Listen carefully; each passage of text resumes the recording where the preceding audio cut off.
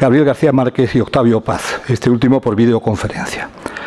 Recordaré que con México y su UNAM, el Instituto Cervantes desarrolla en estos momentos un ambicioso proyecto en el ámbito de la enseñanza y certificación de nuestro idioma, el SIELE, Sistema Internacional de Evaluación de la Lengua Española.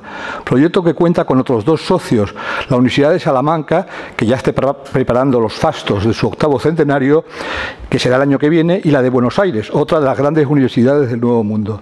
Proyecto al cual se han asociado más de 80 universidades de nuestro ámbito idiomático a ambas orillas del Atlántico. Proyecto fundamental en esa perspectiva panhispánica que ha sabido darle a cuanto han emprendido las instituciones que ha dirigido mi predecesor en esta casa, nuestro querido y admirado Víctor García de la Concha, hoy presentes entre los asistentes a este acto.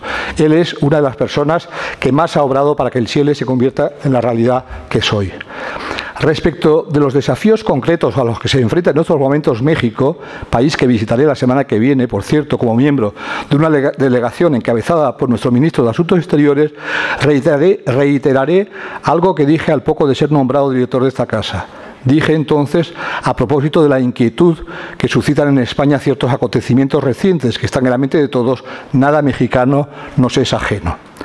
El folleto anunciador, este pequeño folleto, explicita cuál es el contexto internacional en que se sitúa esta jornada hispano-mexicana. En él se formulan algunas preguntas. Permítanme leerles las tres primeras. La primera, ¿vamos de regreso a un mundo de fronteras? La segunda, ¿se convertirá el proteccionismo en una tendencia mundial? Y la tercera, no la voy a leer todo, la tercera, ¿es el idioma un muro o un puente? Por mi parte, me atrevería a contestar, aunque sea muy brevemente, a estas tres preguntas para luego dar paso al acto. A la primera pregunta contestaré que las fronteras existen y que obviamente deben respetarse, pero que tener fronteras no quiere decir cerrarse a lo foráneo. Francia, México, España, los Estados Unidos, Brasil o Argentina, por citar 6 casos, han sido naciones receptoras de exiliados e inmigrantes que han contribuido decisivamente a forjar sus respectivas identidades como países.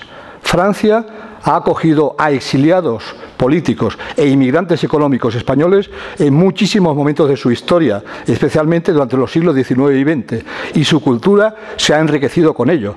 Con decir el nombre de Picasso está todo dicho, ¿no? Como se ha enriquecido con el contacto con otras culturas, especialmente con las de Europa Central, Rusia, Asia o África. A la capacidad de integración y acogida de México ya he hecho referencia hace unos minutos cuando he hablado de nuestro exilio. No olvidemos tampoco que el mestizaje fue decisivo para la constitución del México moderno. En cuanto a España, de país que exportaba, entre comillas, exiliados e inmigrantes, se ha convertido en país de acogida, algo que bien saben muchos exiliados políticos argentinos, chilenos, uruguayos o cubanos, así como muchos inmigrantes económicos, y entre ellos los ecuatorianos, tan integrados a nuestra sociedad, algo que sabemos bien los vecinos de esta ciudad, de Madrid. Los Estados Unidos, hoy tentados por el populismo y el chauvinismo, han sido una nación de inmigrantes, ellos mismos. Primero, ingleses e irlandeses, luego esclavos africanos que tras ardua lucha terminarían siendo admitidos en fechas relativamente recientes como ciudadanos de pleno derecho, luego franceses, alemanes, polacos, cubanos, mexicanos, dominicanos. La propia cultura norteamericana, en la que tampoco hay que olvidar el sustrato indio, ha sido una cultura respetuosa de su diversidad constitutiva, una cultura, permítaseme el anglicismo, de melting pot, como se dice allá, es decir, una cultura de crisol, una cultura que se expresa en varios idiomas, en la que el de Shakespeare obviamente es el dominante, pero donde la primera minoría es el español, idioma que hablan 55 millones de norteamericanos.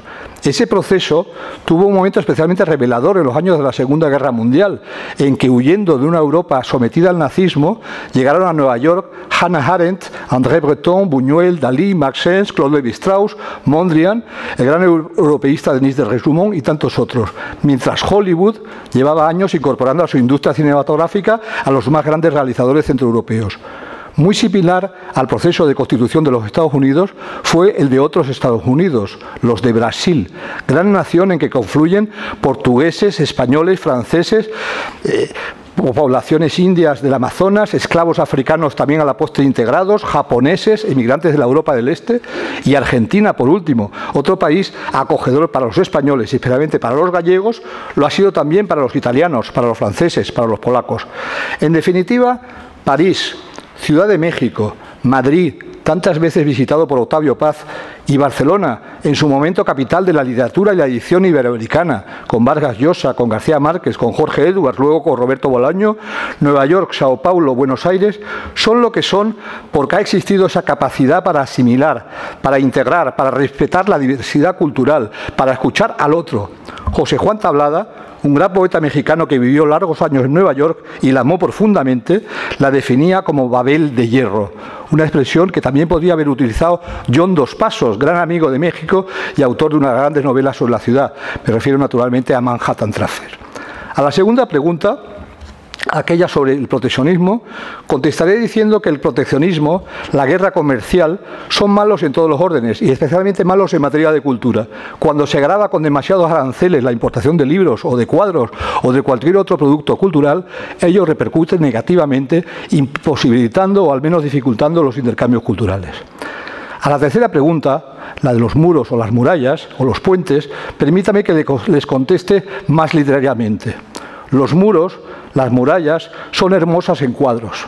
Pienso en el Castillo Rojo de Ferrara, que tantas veces pintó Giorgio de Chirico, el padre de la pintura metafísica. Las murallas son hermosas en poemas. Pienso en aquel verso inmortal de San Juan de la Cruz, El aire de la almena, un verso que a uno le viene a la memoria cuando se encuentra en el Alcázar de Segovia o en el Callejón del Agua de Sevilla, paseando a la sombra de la muralla de su alcázar. Las murallas son también hermosas en novelas. Pienso en El castillo del desierto de los tártaros de Dino Buzzati. Pero las murallas en la vida real del siglo XXI no son hermosas. Mejor pues puentes. El idioma, los idiomas como puentes, sí. Mejor eso que muros o murallas.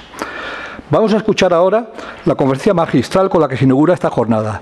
Conferencia a cargo de Cristina Rivera Garza, escritora mexicana y catedrática en la Universidad de Houston, autora de varias novelas editadas por Tusquets, México, y entre las que destaca Nadie me verá llorar.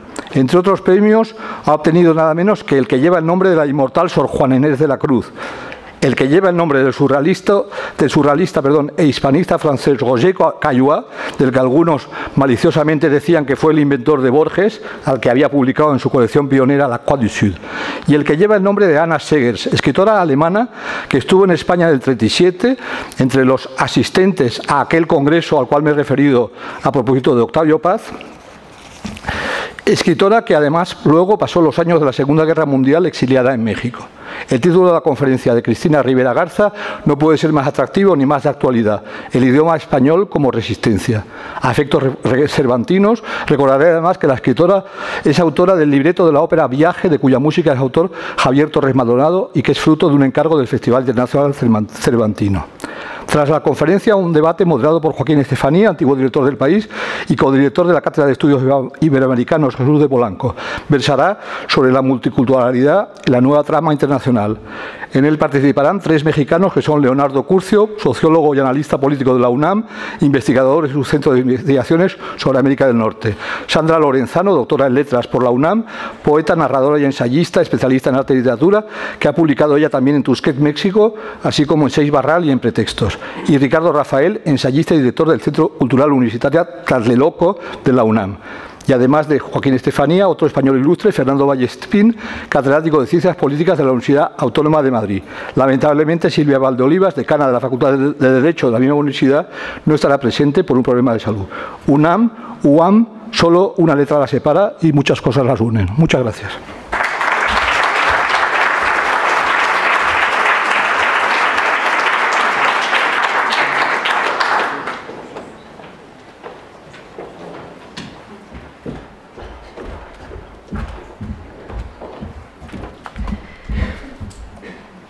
¿Qué tal? Buenas tardes a todos. Es un gusto estar aquí.